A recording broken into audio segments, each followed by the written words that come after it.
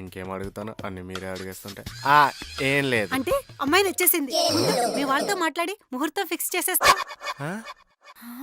అన్నయ్య గారు ఇద్దరు ఒకళ్ళొకళ్ళు బాగా ఇష్టపడుతున్నారు. ముహూర్తాలు పెట్టుకోవటమే లేటు. నెక్స్ట్ మండే మంచి రోజంట, పెట్టేసుకుందామా? ఆ?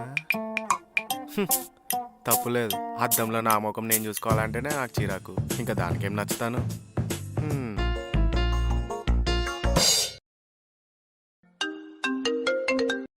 హ్యాపీ బర్త్డే నాన్న వృందా. థ్యాంక్స్ అమ్మా. ఒట్టి విషయసేనా, గిఫ్ట్ ఏం లేదా? గిఫ్టా? డబ్బులు పంపిస్తాను, నీకేం కావాలో కొనుక్కో. అదేంటమ్మా అలా అంటావు? ప్రతిసారి నువ్వే కదా కొనిస్తావు. ఆ నేను చూసిన వాడే నీకు నచ్చలేదు, ఇంకా నేను కొనిచ్చిన గిఫ్ట్ నీకే నచ్చుతుందిలే. ఇంతకీ ఏం చేస్తున్నావే? ఏం లేదమ్మా, ఖాళీగానే ఉన్నాను. ఖాళీగా ఉన్నావనే పెళ్లి చేశాం కదే, పెళ్లి చేసుకున్నా కూడా ఖాళీగానే ఉన్నావా? అమ్మో సర్లే కాని, పుట్టినరోజు కదా ఈరోజు, టెంపుల్కి వెళ్ళావా?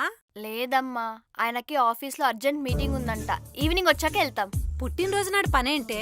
అయినా మీ ఆయనకి నీకంటే పనే ఎక్కువైపోయిందా? అమ్మా, ఆయన ఆఫీస్ లీవ్ పెడతా అని అన్నారు.